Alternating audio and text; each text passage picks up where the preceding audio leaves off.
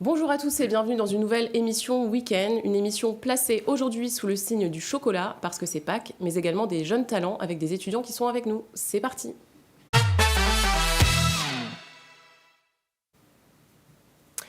Alors ce week-end, c'est Pâques, évidemment. Au-delà de la fête religieuse, c'est aussi l'occasion de manger du chocolat. Une période importante pour les professionnels, et ça tombe bien, nous sommes avec l'un d'entre eux, Bruno Lopez. Bonjour, vous êtes le patron de la chocolaterie Gourmandise et Chocolat à Jansac-La-Palud. Merci beaucoup d'être avec nous. En plateau également, nous avons convié deux amateurs de chocolat, deux lecteurs de Charente Libre. Claudine Dumargue, bonjour, vous habitez à Soyaux, c'est bien ça. Et Vincent Martiaux, vous habitez aussi à Soyaux, on n'a pas fait exprès, promu. Merci à tous les deux de vous prêter à cette dégustation à l'aveugle de chocolat. Vous allez avoir la lourde tâche de repérer les arômes qui se cachent dans les chocolats fabriqués par Monsieur Lopez qui est avec nous. Première question d'abord pour vous, qu'est-ce que ça représente Pâques dans l'année d'un chocolatier ?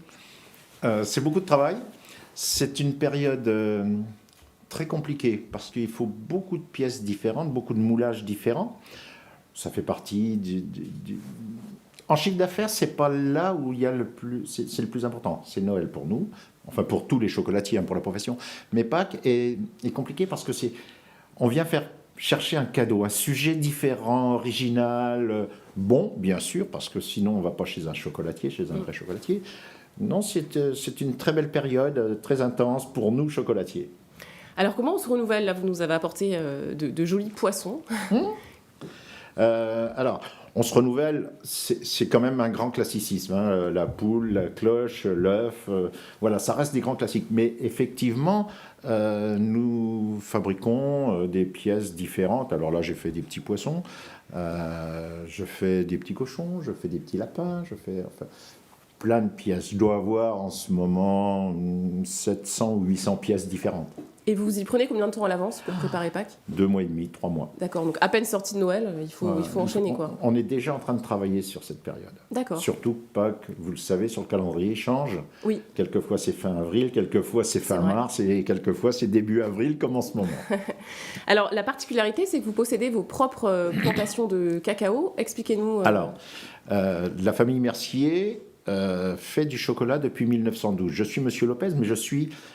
Alors, dans la famille, on dit la pièce rapportée. Moi, je dis la valeur ajoutée. Donc, c'est juste une question de terme. A baigné dans le chocolat depuis de nombreuses générations, c'est ça ? Tout à fait, oui, depuis 1912. Donc, on a une photo de mon épouse ici.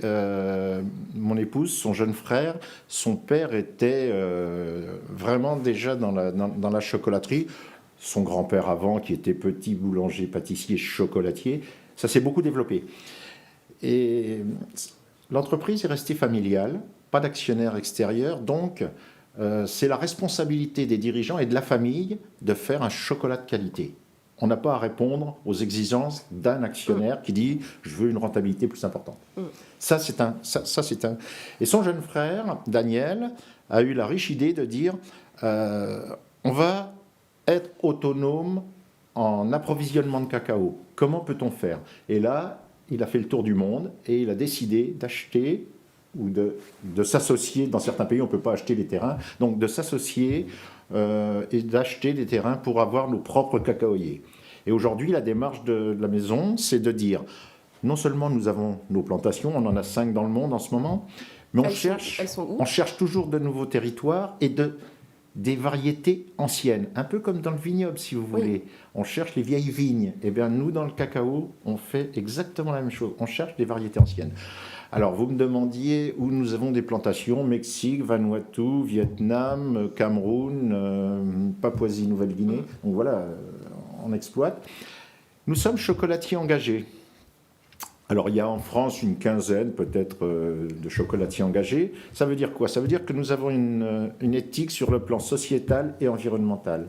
Sociétal, nous faisons vivre décemment les producteurs de cacao. On ne leur achète pas simplement les cabosses, on leur fait transformer une première partie sur place. La partie la plus importante, parce que quand on récolte la cabosse, on la casse tout de suite, on extrait les fèves et on fait fermenter nos fèves. 5 jours, 7 jours, 6 jours, suivant les arômes qu'on veut obtenir, que le chocolat soit comme on veut. Parce que c'est cette période la plus compliquée pour un chocolatier. On ne croit pas comme ça. Mais la prise d'arôme se fait à la sortie de la cabosse. Vous avez une petite fève qui n'est pas très grande, enrobée d'une peau laiteuse blanche, et c'est cette peau qui donne l'arôme du cacao. Et vous, ce que vous recevez, alors, c'est quoi exactement? C'est nos propres cacao qu'on transforme après, mais on fait faire ça dans les pays, chez les gens, et la particularité, c'est qu'ils ne sont plus simplement agriculteurs, ramasser puis vendre comme ça sur le marché. Ils s'intéressent aux produits, ils transforment, et on les forme à bien travailler. Et quand ils travaillent bien, qu'ils suivent nos cahiers des charges, on leur paye le cacao 3 fois le cours mondial pour qu'ils vivent mieux chez eux. D'accord. Et de leur travail. Donc ça, c'est l'éthique que nous avons. L'éthique environnementale, c'est que les cabosses sont transformées sur place, ça veut dire qu'elles sont broyées et remises dans le sol pour faire de l'engrais. Pas de produits chimiques. On ne met pas des engrais pour faire des récoltes plus importantes. De l'engrais naturel. Ça fait partie aussi de notre éthique. Voilà. Donc le matin, quand on se rase, on se dit on fait quand même des choses bien. De toute façon, quand on fait du chocolat, on ne peut faire que des choses bien. Alors, bonjour à tous les deux, merci d'être avec nous. D'abord, une question, d'où vous vient cette passion dévorante pour le chocolat? Peut-être Claudine d'abord.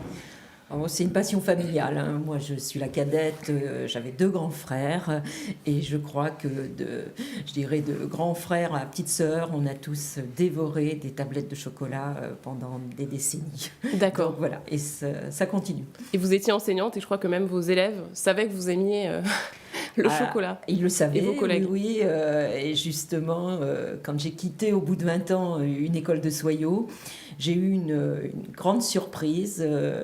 À mon départ, les anciens élèves, les élèves sont tous arrivés avec des sujets en chocolat, avec des tablettes de chocolat gravées. Et j'ai eu aussi un très beau sac en chocolat, un sac d'école en chocolat. Ça m'a marqué, donc j'ai dégusté tout mon cadeau pendant tout l'été. J'y pense encore, parce que c'est bien dommage que je n'en ai plus. Et vous, Vincent? Et bien moi, en fait, tout simplement, je suis né en Suisse. J'ai vécu à côté de la Suisse. J'ai baigné dans le chocolat depuis tout le temps. Forcément. Qu'il soit noir, lait, blanc. Et oui, ben voilà, j'ai toujours mangé du chocolat. C'est pour ça que je suis content d'être là aujourd'hui et faire cette dégustation. Parce que ben voilà, découvrir de nouveaux chocolats avec de nouveaux arômes ou quoi que ce soit. Enfin, c'est toujours quelque chose que je recherche. Bon, et ben on va voir si vos palais sont affûtés. Peut-être que vous pouvez apporter quelques chocolats à nos 2 invités. Bien sûr, je vais leur apporter du chocolat. Et je vais commencer par une ganache, si ça ne vous gêne pas. Je vais vous faire déguster une petite ganache.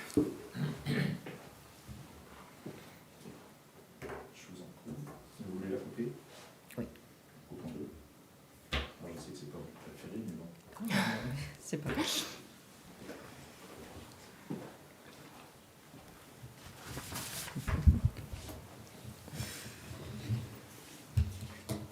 Ça, c'est un produit que vous faites depuis longtemps? À 10h du matin. Celui-là, c'est le dernier né. Ah, c'est le dernier né. C'est tout nouveau. En fait, cette ganache, c'est une fève du Cameroun de notre dernière plantation qu'on vient de mettre en exploitation. D'accord. Alors, Claudine, est-ce que vous arrivez à isoler quelque chose? J'isole la pureté d'un chocolat noir, mais avec la douceur de cette ganache, donc quelque chose qui est très agréable en bouche, parce que très fondant.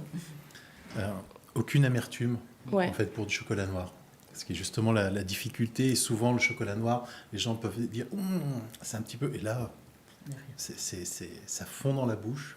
C'est dur. Excellent. C'est vrai que la ganache, comme vous disiez, se marie tout à fait. Et, elle a un parfum, cette ganache? Vous lui trouvez un parfum particulier? Là, je ne saurais pas reconnaître. Je sais pas, il y a pas un petit comme de l'orange. Un petit peu, non. Bon, voilà. C'est uniquement le terroir. Voilà. Et si j'ai coupé le chocolat en 2, c'est pas par mesure d'économie, c'est que je voulais vous montrer. Quand on va acheter du chocolat, avant de savoir s'il est bon, avant de le goûter, le premier, c'est le visuel. Comment il est? Il vous donne envie ou pas?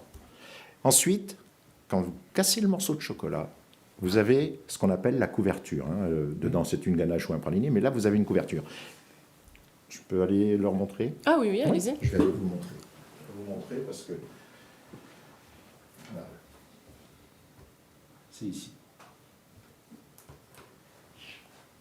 C'est volontaire, vous pourrez le manger quand même. Alors là, je vais goûter. Le chocolat va se chauffer déjà dans le studio. En fait, ce que je veux vous montrer, c'est l'épaisseur de la couverture. L'enrobage. Plus l'enrobage est épais, plus on peut vous mettre des cochonneries à l'intérieur. De la graisse végétale, du sucre, on peut tout mettre à l'intérieur. Plus la couverture est fine, ça ne masque rien. Vous ne pouvez rien masquer avec une couverture fine. Quand vous avez des chocolats durs à casser qui sont... Voilà, vous savez que dedans, vous ne pouvez pas trouver ce qu'il y a. Est-ce qu'elle a un parfum particulier, cette ganache, alors? C'est vraiment l'arôme du terroir. C'est comme les vins, si vous voulez, entre un Bordeaux et un Bourgogne. Vous êtes sur une ganache Cameroun. J'ai amené Équateur, j'avais amené Papouasie, j'avais amené Mexique. Je ne savais pas comment nous allions procéder, mais voilà, on peut déguster d'autres. Et chaque ganache nature, sans rien ajouter, a une saveur différente chez nous. D'accord. Plus douce, plus... Là, on est sur un chocolat quand même... Toutes sont à 73% de cacao, mais sur un chocolat très intense en goût. En goût, oui. Vous devriez goûter parce que ça vous aiderait. Tout à l'heure, j'y manquerai pas. Je vous propose qu'on passe peut-être au deuxième chocolat. Allons-y. Je vais faire encore une ganache, et encore une ganache noire. Par contre, il va falloir que vous trouviez... Elle est parfumée. Donc, il va falloir trouver. Il y a un peu de challenge, du coup. Ah oui, là, C'est bien, c'est bien. Ça se mérite de déguster. Sans déguster le côté vert, la pistache peut-être. Elle est plus claire.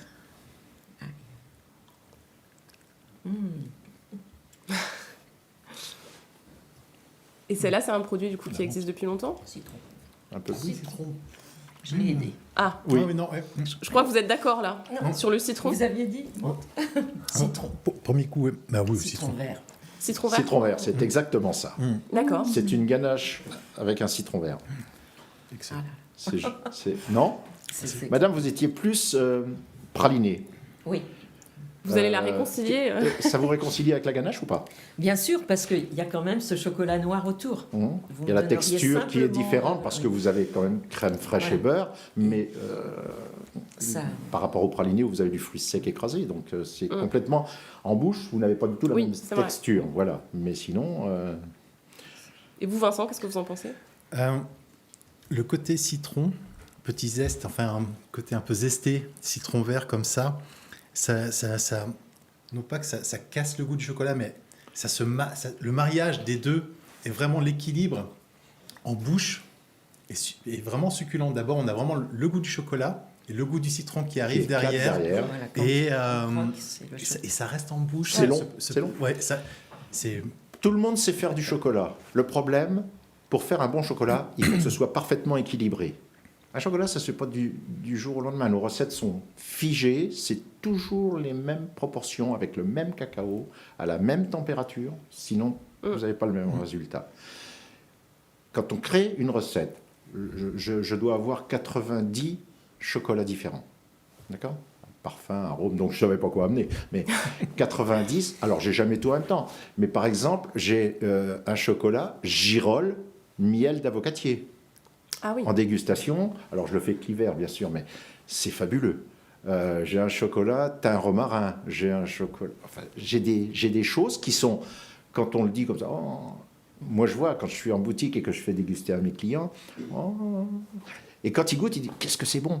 Ce qu'il faut, c'est un équilibre. Il ne faut pas que vous ayez un produit qui va tout masquer, tout cacher, tout enlever. Vous devez avoir du chocolat, vous mangez du chocolat. C'est ça la difficulté. On passe au dernier?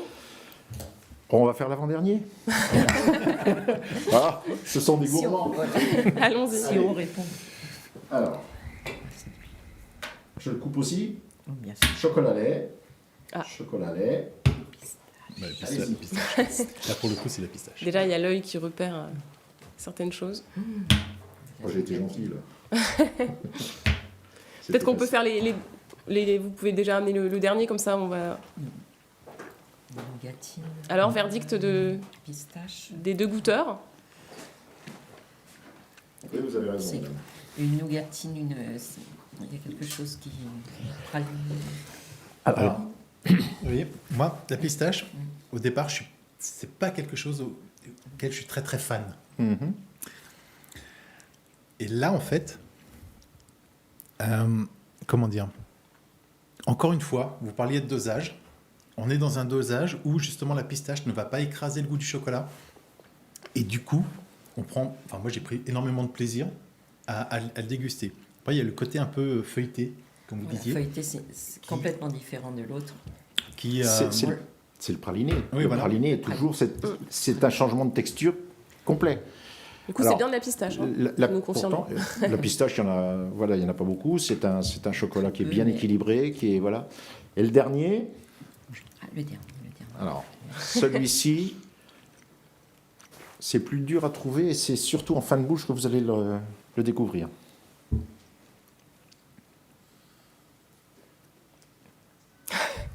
Concentration maximale. C'est un de vos produits phares, peut-être? J'adore ce chocolat. D'accord. C'est le chocolat, je dirais le nom après, le plus dur à faire chez les chocolatiers. Quand D'accord. vous entrez, vous goûtez celui-là. S'il est bon, vous pouvez tout C'est une acheter. valeur sûre. Il est Ouais. beaucoup plus sucré pour moi, donc C'est différent. Ouais. Vous êtes sur un chocolat lait, vous qui aimez le noir, c'est Voilà. compliqué. beaucoup plus sucré, et je n'arrive pas. C'est croustillant, c'est Et vous, Vincent? Alors, pas de caramel, un petit peu de caramel. Non. des choses. basiquement, comme ça, la première chose que j'ai envie de dire, c'est pas peut-être un C'est mélange surtout en fin de d'amandes, noisettes. C'est ça. Visiblement, Non, mais s'en en fait, il y a rapproche. quelque chose Alors. qui revient, mais C'est de la noisette italienne, c'est du Gianduja. Ah, oui. Ça, j'aurais pas trouvé ce modèle, Ouais. cette variété, Mais, pardon. c'est vraiment. Alors, je l'ai en noir. Je savais pas trop quoi amener. Comme j'ai beaucoup plus de variétés, et de possibilités de travailler dans la ganache que dans le praliné. Praliné, ça reste toujours du fruit sec écrasé pour moi. On peut pas apporter grand chose dedans. Un petit peu de crêpe dentelle, un petit peu de pistache, mais on peut pas amener des éclats de caramel, des éclats de nougatine. On peut amener, mais ça reste du praliné. Dans la ganache, je vais dire, on peut Aussi. s'amuser beaucoup plus à chercher à marier des saveurs. Donc vous avez eu très bien sur le chocolat citron vert, ça c'est fabuleux. Oui, on est presque sur un J'ai sans fait faute, une hein. expérience avec le chocolat citron vert. Je travaille avec des maisons de cognac et j'ai une entreprise qui dit, moi je fais venir beaucoup de gens, j'aimerais qu'on fasse déguster des chocolats avec mes cognacs. Alors on fait une réunion, il y avait une dizaine de viticulteurs, et puis on goûte des chocolats, alors des ganaches, des choses. Machin. Et je mets un citron vert. Alors là, pas un citron vert avec mon cognac, monsieur. Toutes les visites, elle raconte, cette personne, au client, enfin elle m'appelle Bruno, parce que maintenant on est un petit peu plus, on se connaît mieux, mais elle dit, quand Bruno est arrivé avec du chocolat citron vert pour mon cognac, je me suis dit, jamais de la vie. Et finalement, ça se marie très très bien. Voilà, Comme donc quoi. il faut oser. Question d'équilibre. Il faut oser. Quoi. Bah, bien sûr. C'est une histoire. Et je pense à elle parce qu'elle est venue hier me voir en me disant, Bon, et ben merci en tout cas à tous les deux. Merci à vous également. Vos chocolats, on peut encore les trouver, puisqu'on n'est pas encore à Pâques, hein, on a encore quelques jours, dans vos boutiques à Jean-Sac-Lapalu et Barbezieux, c'est ça? Jean-Sac-Lapalu et Barbezieux. Parfait.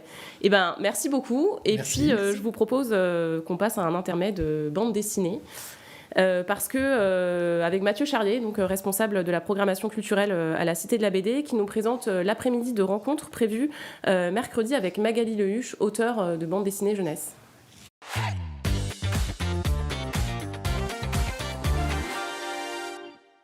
Magali Lehuche, elle a publié il y a quelques années, en 2021, une BD qui s'appelle Nowhere Girl, dont on voit quelques planches ici, planches originales présentées dans l'exposition, et qui est une bande dessinée qui raconte comment les Beatles l'ont sauvée elle-même, hein, c'est sa propre histoire, de la phobie scolaire.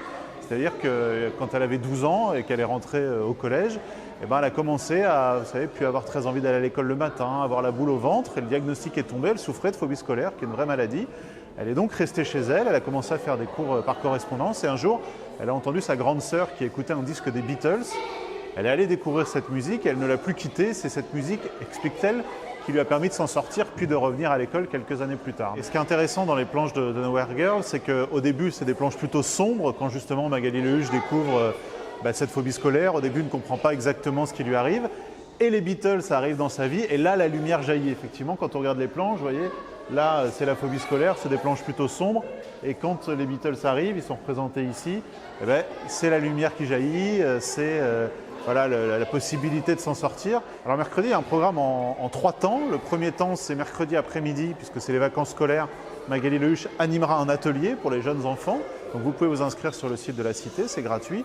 C'est un atelier qui vous permettra de découvrir les techniques de dessin, comment on crée un personnage, comment on lui donne vie, comment on lui donne du mouvement. Donc c'est un atelier qui va être à mon avis passionnant pour les jeunes. Ensuite à 18h, c'est une rencontre en public. Donc là, aussi bien pour les jeunes que pour les moins jeunes, qu'on va faire dans ce parcours du musée, au milieu des œuvres, devant ses dessins. Donc on pourra échanger avec Magali Lehuche. Il y aura d'abord un premier temps où je l'interrogerai sur sa carrière, d'où elle vient, sa formation, comment elle a décidé de s'intéresser à la BD, etc. Puis ensuite, le public et les gens présents peuvent poser des questions. Et puis troisième temps avec Magali Lehuche, aux alentours de 19h, là ce sera des dédicaces. Donc là aussi, pas hésiter, elle dédicacera aussi bien Nowhere Girl pour ceux qui le veulent que des titres jeunesse. Donc là, vous pouvez vous présenter la librairie de la Cité juste à côté, la librairie du musée, et vous pourrez faire dédicacer le titre que vous souhaitez.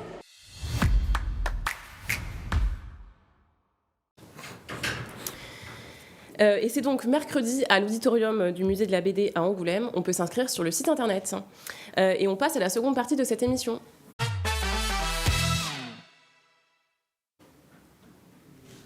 Place à nos jeunes talents des étudiants d'Angoulême qui ont participé hier soir à la seconde édition de la Battle Campus, une soirée qui visait à départager 150 étudiants issus de 27 établissements dans 13 catégories, images, musique, scénario de film, etc. Il y en avait pour tous les goûts et pour tous les talents. Et ça tombe bien puisque nous sommes avec 2 d'entre eux. Thierry Donadé, bonjour. Bonjour. Vous êtes le gagnant du concours de stand-up. Et Aurélien Blum, bonjour. Vous avez participé également à ce concours de stand-up. Et avec nous également Joé Salès. Bonjour. Vous êtes étudiante en 2e année d'IUT Commerce à Angoulême et également chargée de partenariat pour cette battle. C'est vous qui avez un peu géré l'organisation. C'était une bien belle soirée avec, je crois, près de 200 personnes, c'est ça ? Oui. D'abord, d'où est née cette idée de cette battle ? Ça a commencé en fait l'année dernière où au final il y avait vraiment un besoin en fait de mettre en avant les étudiants et de créer une soirée pour finir en beauté, on va dire, l'année, vu que là ça commence à se terminer l'année scolaire pour les facs. Et puis du coup ça a découlé et les Battle Campus sont nés. Et cette année, il y avait, je crois, des catégories supplémentaires, 2 ou 3 nouvelles catégories. Oui, il y a eu Éloquence, du coup, qu'on a séparée, vu qu'avant, elle était avec Ligue d'Impro. Il y a eu Stand-Up, justement, qui était nouvelle. Il y avait Bande dessinée, aussi, qui était nouvelle. Et BDE innovant. Voilà, BDE innovant. D'accord.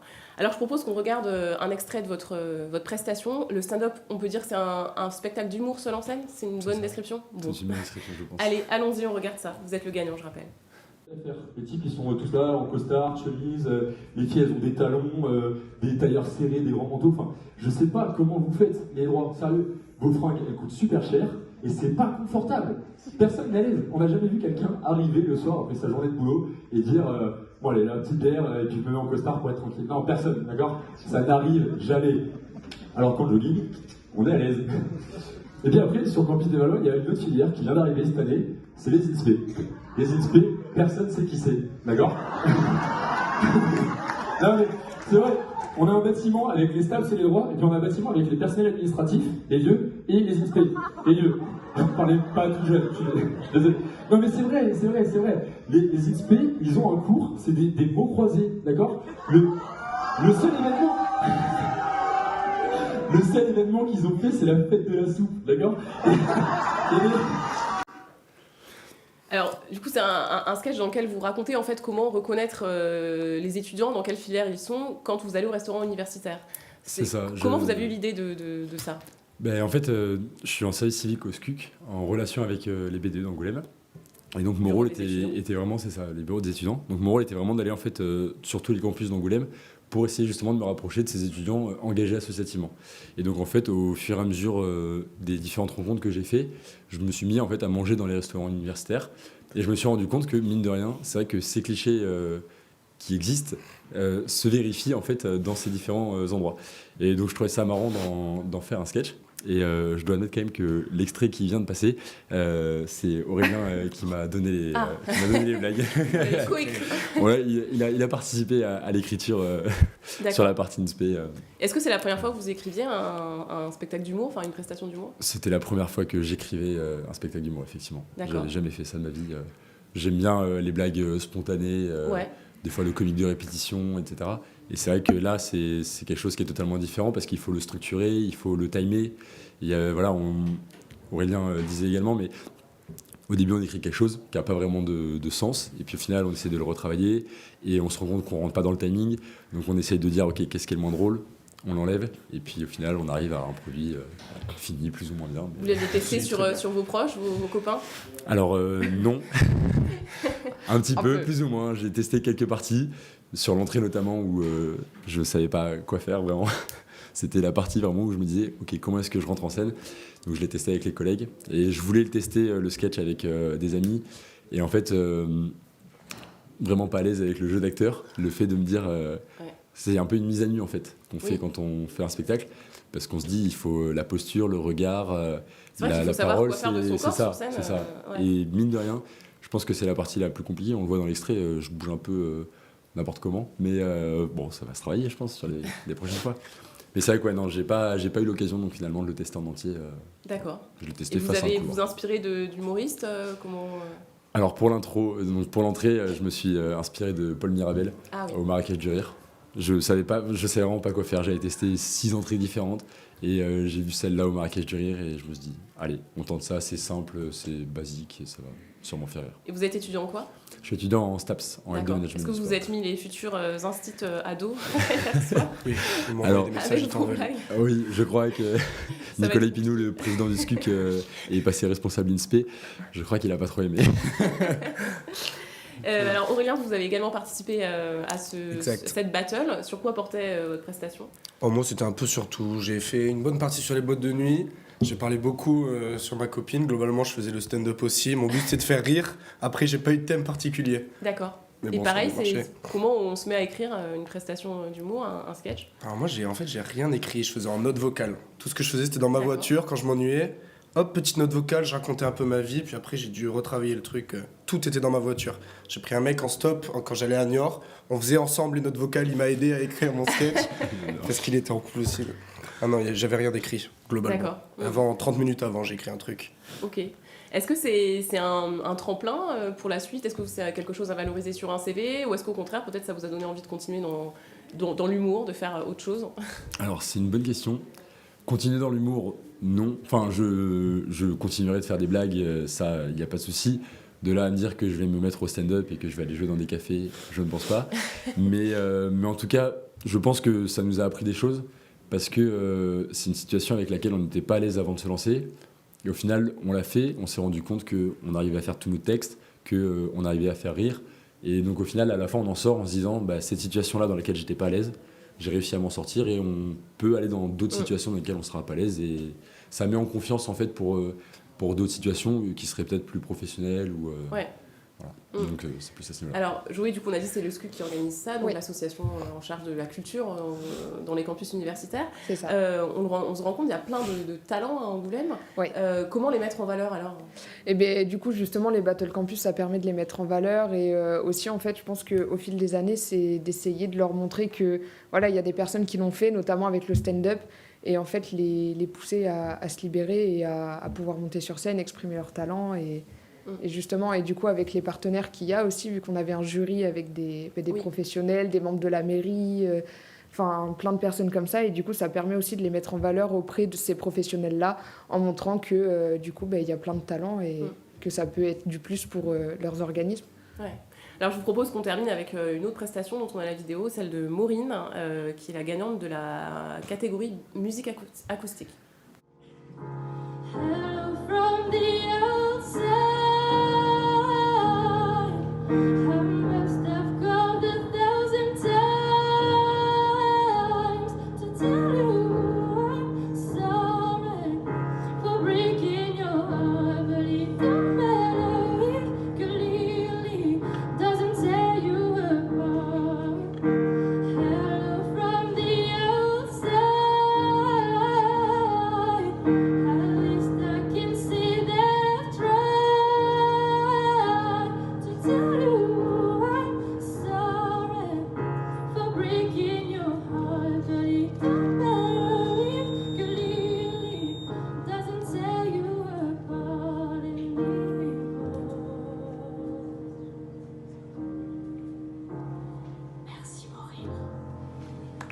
Merci beaucoup. Quel talent. Bravo. Tourmaline, est-ce que vous êtes prêts? 1, 2, 3.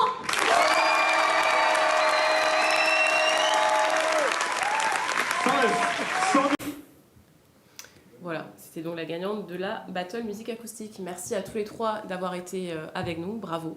Et on clôture cette émission avec 3 bonnes idées de sortie pour ce week-end.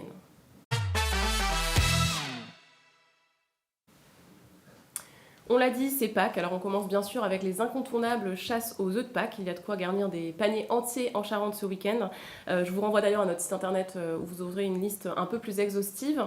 Mais on peut déjà conseiller le train de Pâques qui part de Confolens et qui va jusqu'à Manot où a lieu une chasse aux œufs. Ensuite, on peut aussi chasser des œufs au château de la Tranchade à Gara dimanche et au château de la Mercerie à Magnac-la-Valette lundi.